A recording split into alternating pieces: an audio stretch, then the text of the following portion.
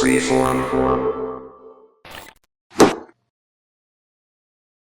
tout le monde, c'est Ratius. On se retrouve pour cette deuxième vidéo de la nouvelle série Party Hard et pour le deuxième épisode de Trop de son, tu le son. Aujourd'hui, on va discuter avec Samuel et Mathieu sur la question du volume sonore et en quoi faire péter à fond, c'est pas toujours la meilleure idée pour éviter les ennuis.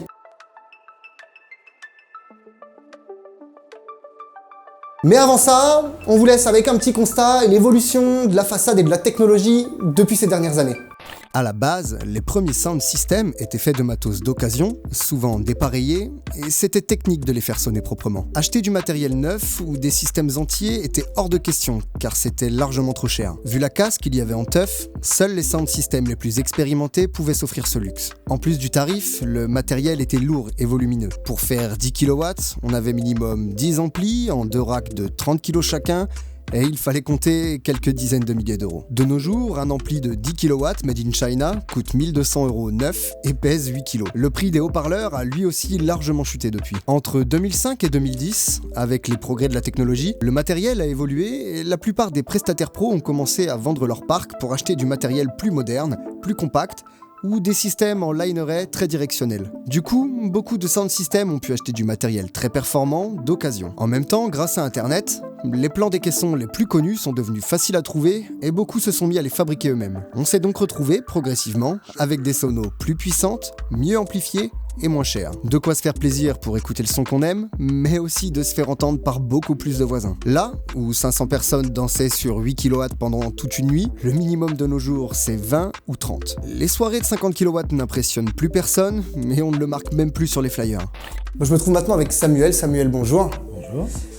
En quoi l'évolution expliquée dans cette introduction est devenue un réel problème pour les free parties? Le truc, c'est qu'en fait, il y a vraiment eu dans la société récemment, d'un côté, donc cette évolution technologique avec plus de sons, et de l'autre côté, l'évolution exactement inverse au niveau de la société française. C'est-à-dire qu'il y a une intolérance et une répression de plus en plus forte par rapport aux questions des nuisances sonores, des émissions, des volumes d'émissions, etc., qui se développent. On s'aperçoit que de plus de gens veulent du silence, que des gens qui achètent des appartements au-dessus d'une salle de concert qui existe depuis 20 ans décident que maintenant ils doivent fermer, il ne doit plus y avoir de bruit. On s'aperçoit aussi en milieu rural, à la campagne, que les gens veulent plus en plus de calme. Il y a des gens qui ont des résidences secondaires qui veulent pas avoir un bruit. Effectivement, quand ces gens-là sont confrontés, sans être vraiment prévenus, à une free party pas très loin de chez eux, même si c'est pas très fort, même si en fermant les fenêtres, ils pourraient ne rien entendre, ils ont tendance à appeler les gendarmes, à se contester, à se plaindre. Et je dirais que voilà, c'est exactement la technologie qui fait de plus en plus de sons, et la tendance de la société, il faudrait de plus en plus de silence. Donc forcément, à un moment, ça clash. Alors oui, effectivement, free party, son, riverains et forces de l'ordre ne font pas bon ménage.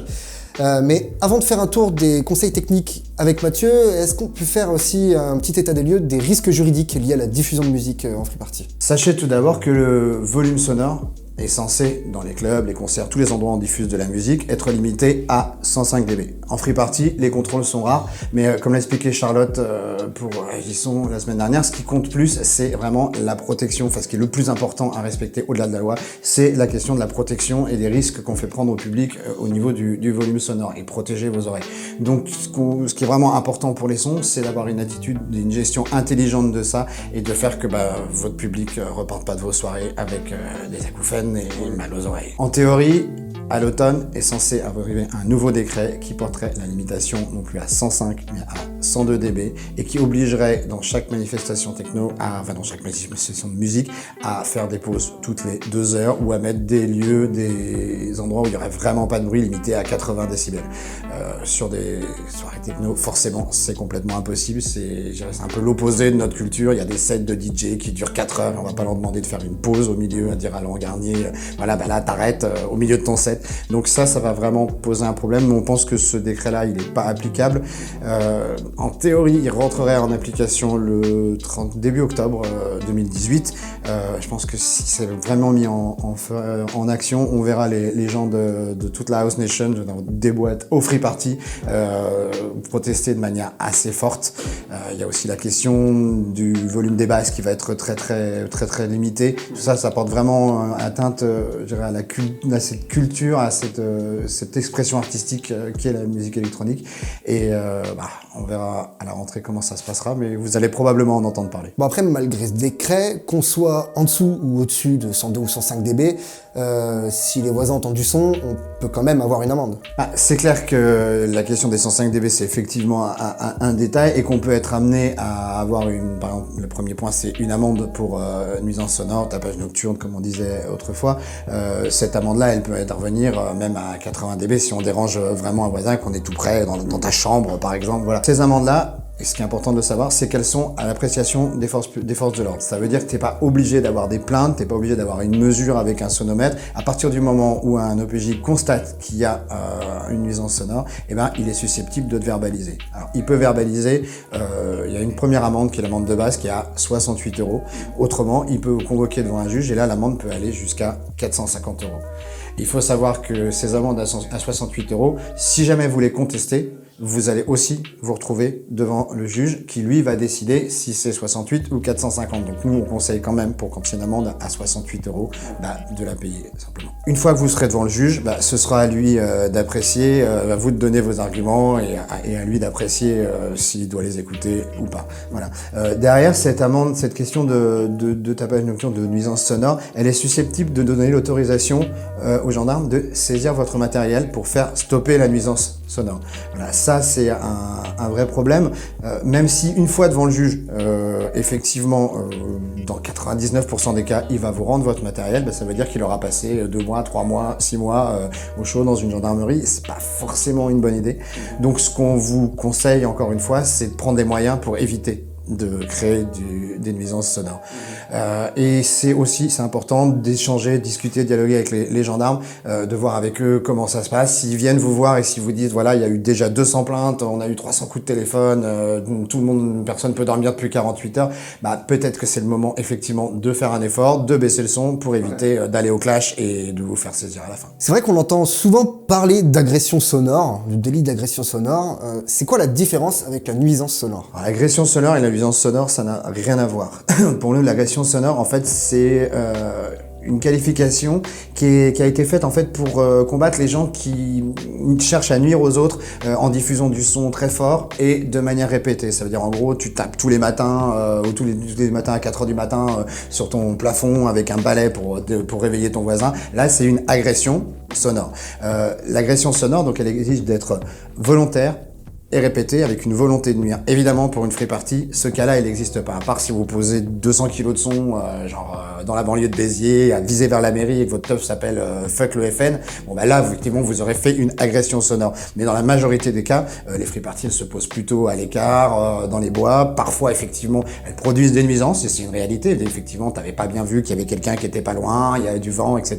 Donc, vous avez dérangé du monde, donc il y a une amende, c'est une nuisance sonore. Par contre, la notion d'agression sonore, le fait de faire chercher volontairement nuire à quelqu'un, c'est pas du tout adapté. Et autant la jurisprudence que les textes officiels, notamment dans le guide de la médiation sur les rassemblements festifs, le précisent bien. À partir du moment où une soirée et des organisateurs sont placés à l'écart des habitations et qu'ils ont cherché à ne pas faire de bruit, l'agression sonore, la qualification, elle ne peut pas être retenue. Parce que savoir que c'est plus une contravention, c'est un délit. Ça veut dire que vous risquez de l'emprisonnement, vous risquez 15 000 € d'amende et du coup une inscription au casier judiciaire, par exemple, ce qui peut être pénalisant plus tard. Donc il faut bien se rendre compte que cette histoire d'agression sonore, si jamais on vous en menace ou si jamais vous vous retrouvez devant un juge, il faut vraiment la contester, il faut pas hésiter à joindre Freeform ou le fonds de soutien juridique pour pouvoir être aidé et être défendu dans ce genre de cas.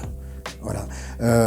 Autant sur les agressions sonores que sur les nuisances sonores que sur l'ensemble de ces points, on a fait des petites fiches sur le site de Freeform, donc n'hésitez pas à vous y rapporter. N'hésitez pas, on met tous les liens là. Voilà, et à les télécharger, à les lire et vous apprendrez sûrement plein de choses. Bien Samuel, merci beaucoup. On va retrouver maintenant Mathieu au pôle médiation pour tout ce qui est les conseils techniques. C'est parti. Je me trouve maintenant avec Mathieu. Mathieu, bonjour. Bonjour. Quel est pour toi le conseil le plus important qu'on pourrait donner à un sound system qui commence et qui veut pas avoir d'ennui avec le son? Le plus important, c'est toujours de s'adapter à l'environnement autour du site. C'est-à-dire que poser 50 kg à 300 mètres d'un village, c'est pas la meilleure idée qui soit. Pour ça, il existe différents sites internet pour vérifier justement ce qu'il y a autour. Google Maps, Géoportail, ce qui permet également aussi de pouvoir orienter au mieux sa façade et de déranger le minimum de monde. Il y a des facteurs qu'il faut se méfier, comme l'eau. L'eau porte le son, et donc du coup notre musique se diffuse beaucoup plus loin. Par contre, à l'inverse, les forêts, les collines permettent d'atténuer le son. Donc on dit par exemple, on recommande généralement de tirer la façade vers la forêt, et comme ça les arbres atténuent le bruit et on dérange beaucoup moins loin. Les points en altitude et les lieux venteux sont également des endroits où le son se diffuse beaucoup plus largement. Donc c'est un endroit à éviter, à part s'il n'y a personne. Il faut également faire attention aux élevages d'animaux. Par exemple les poules, car ça risque de causer de vrais dégâts dans l'élevage. Et donc du coup ça risque de coûter très cher aux organisateurs. Concrètement, si vous avez un élevage de poules à moins de 500 mètres, évitez de poser la teuf. Les chevaux aussi sont très sensibles. Évitez de poser en face à un rat ou près d'un pré avec des chevaux dedans. Par contre, les vaches par exemple s'en foutent complètement. Il faut également faire attention à la saison. Pensez que l'été, les habitants ont les fenêtres ouvertes et donc du coup entendent beaucoup plus le bruit que l'hiver où les fenêtres sont fermées. Est-ce que techniquement il y a des solutions pour limiter la propagation du son? Alors comme on a dit tout à l'heure, il y a le fait de tirer dans les arbres et compagnie, mais on peut également par exemple mettre une arène de camion autour du son, derrière le son et autour, pour contenir le son au maximum. Ça veut pas dire que le son va pas sortir de cette arène, mais il sera contenu beaucoup plus. Il sera atténué et il ira beaucoup moins loin. Si possible, dans les sites où il y a beaucoup d'habitations autour, évitez les sonos à longue portée et préférez les sonos qui ont de l'impact près. Comme ça se diffusera beaucoup moins loin encore une fois. Après, il existe des techniques aussi et des réglages, comme la double rangée de sub en opposition. Est-ce qu'il y a un intérêt à limiter les façades? C'est sûr, si la soirée attend plusieurs milliers de personnes, il faut la soirée adéquate. Il faut toujours, ou du moins toujours essayer d'adapter sa sono à la fréquentation estimée et au nombre de personnes devant. Par exemple, à 5h de l'après-midi le dimanche, s'il y a plus que 10 personnes devant la façade, c'est peut-être pas très utile de faire tourner encore les 40 kilos, au risque d'énerver encore plus la gendarmerie et qu'il y ait encore plus de plaintes de la part des voisins. Alors, ok, ça c'est pour la technique, mais sur quoi d'autre on peut travailler pour essayer d'éviter les ennuis?